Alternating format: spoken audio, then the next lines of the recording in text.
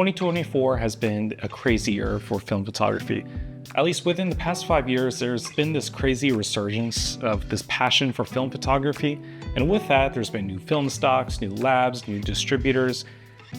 But oddly enough, there hasn't been any production of new serious film cameras. But that all changed within the last 12 months. There's been the introduction of the half-frame Pentax 17 and this camera right here, which is the Rollei 35 autofocus film camera.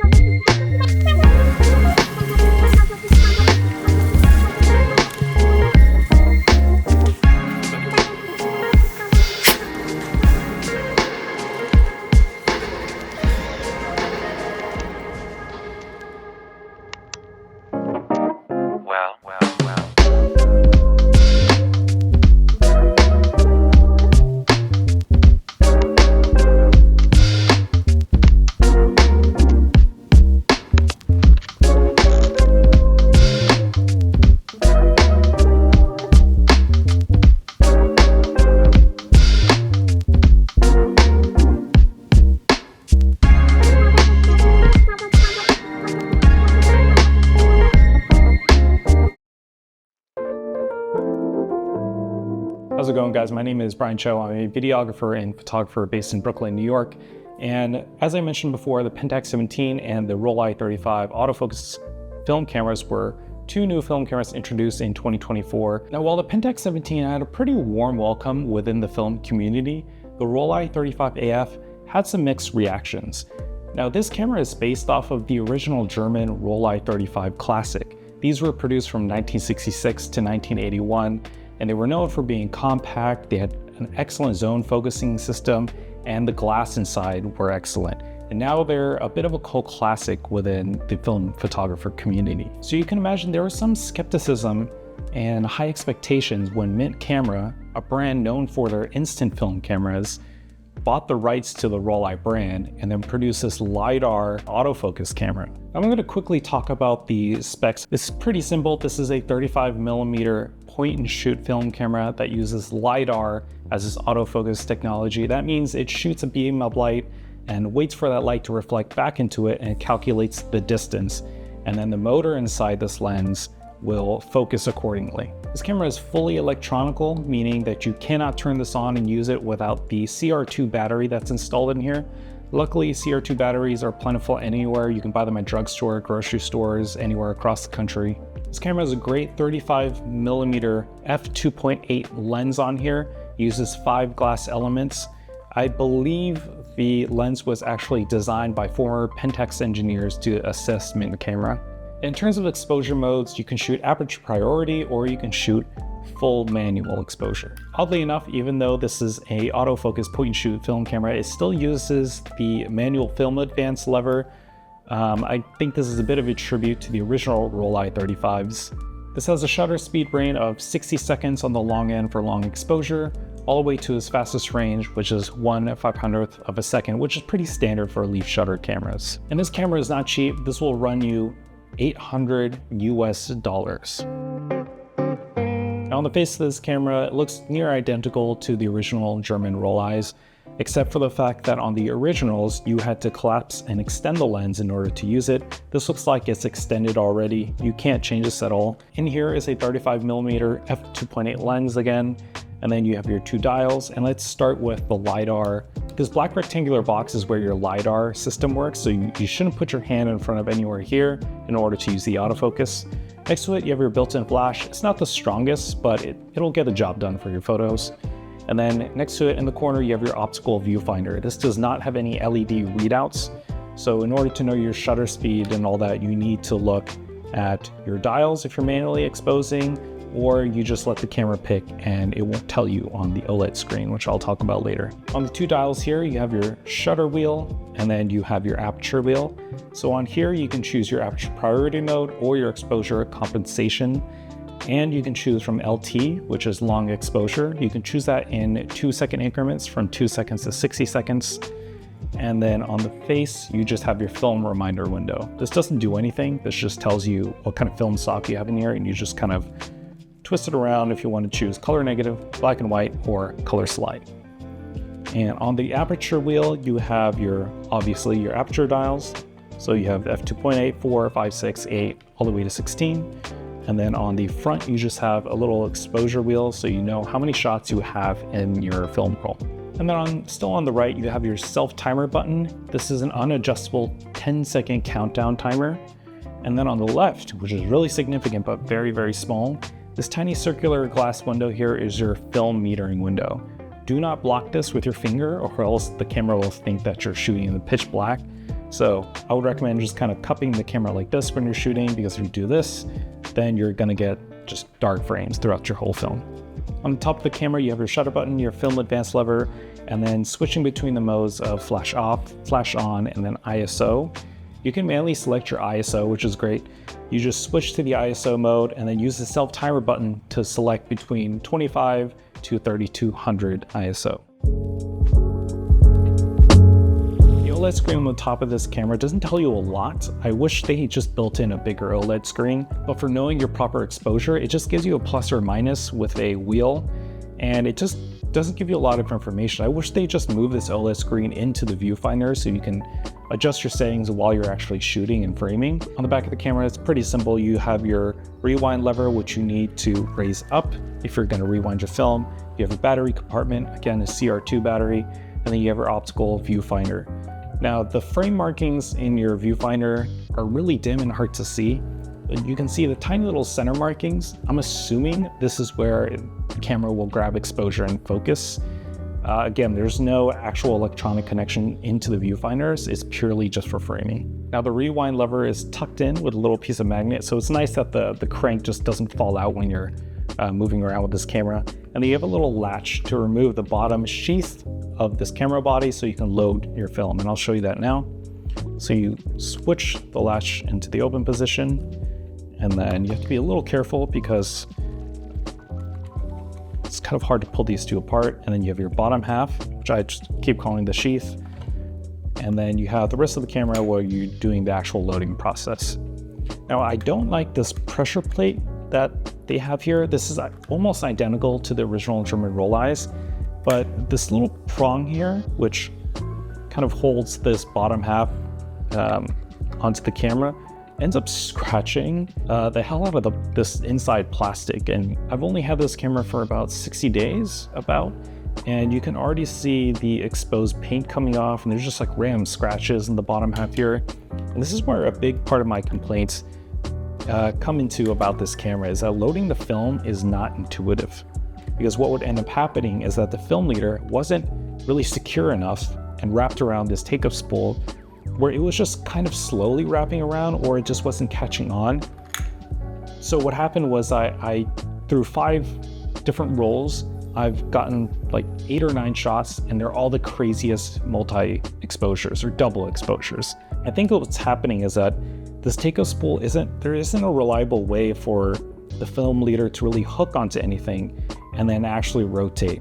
So there's been tons of times where I've thought I finished a roll, I started rewinding, and I just felt the tension inside end basically immediately. And I could tell I barely went through the film. Now, this is where I really wish that they adopted a a motor advance in here instead of this weird film advance lever that harkens back to the original Rollei 35s. While this looks nice aesthetically and it's a good tribute, like I just don't think we need this anymore in a camera from 2024. I think it's already a little bit wider than the original German Rolleis, so you might as well just put a motor in here and save the trouble of this whole like weird loading process. Now, I've already kind of talked about some of the negatives here, but let me really jump into it. Again, I've wasted multiple rolls because of the kind of confusing system that they have set up in here, where the take-up spool isn't actually securing the film leader and wrapping the film reliably around the spool as you're advancing the film. Second is that the noise of the autofocus in this lens, while it's not as terrible as a lot of other reviewers have mentioned, it is loud.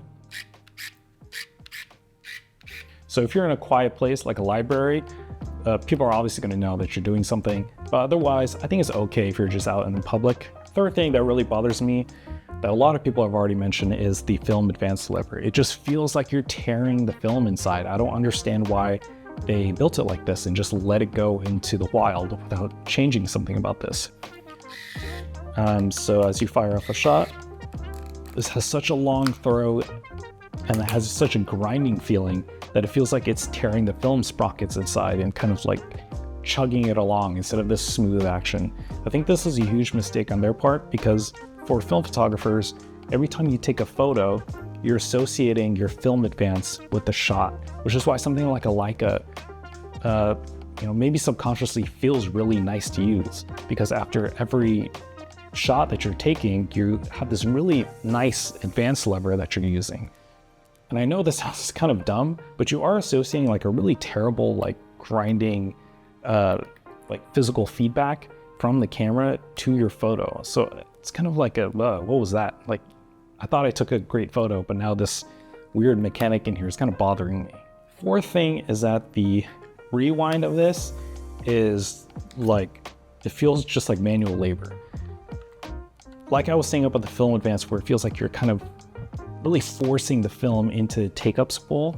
It's the same thing when you rewind. And I don't know if that's because the pressure plate or some of the sprocket holders inside are just like not smooth or not well built.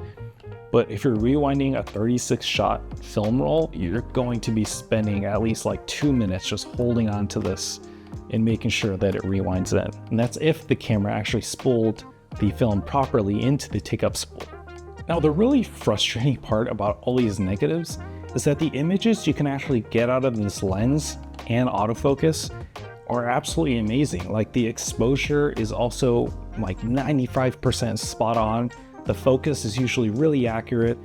Like I think they had the front half of this camera where the technology sits done almost perfectly. And then ironically, the analog experience, all the manual stuff like loading the film, rewinding it, advancing the film into the take-up spool are all such terrible experiences. I don't understand how this passed quality control.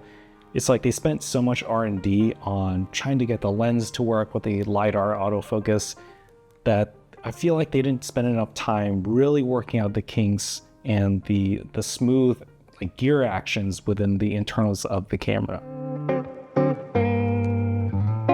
However, I don't want to be completely negative because mid-camera obviously spent a lot of time and love in order to introduce a new film camera onto the market. And I think this is a good thing in the grand scheme because for film photography, right, we haven't had a lot of new technology really come into play.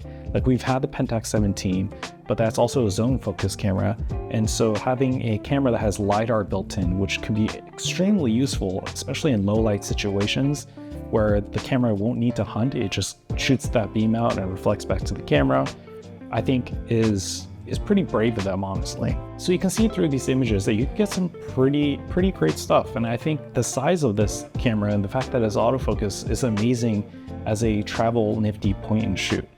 One thing I will say though about the LiDAR autofocus is that, which isn't really mid-camera's fault, the way LiDAR works is by shooting the beam and it reflects the beam back into the camera. It treats the glass surfaces as walls. So if you're trying to take a photo inside, maybe in a building and pointing it out the window, the LiDAR is gonna latch onto that piece of glass. So a technique which you can do is point at into infinity, maybe somewhere inside, and then point it back outside and recompose for your photo. But I do think that the exposure that the camera is grabbing is from inside and not outside. So there's a good chance you're going to overexpose for that shot.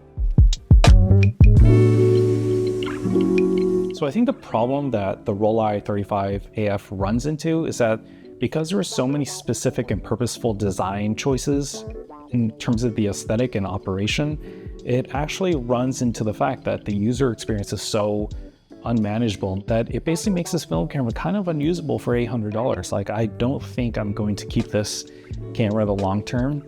I think they're simply going through the growing pains of expanding from their instant film camera specialty and then going into what should be a premium point and shoot 35mm camera. I just don't think the first edition of this camera is really worth the cost. Now, I do think once they iterate and kind of go back to the drawing board, the second edition of this, the Rollei 35 Mark II, whatever they're going to call it, is going to be great.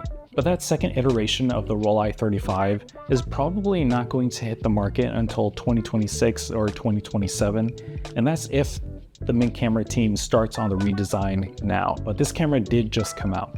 So for now, we have the Rollei 35 AF. It's exciting new tech within the camera, but held back with so many design flaws.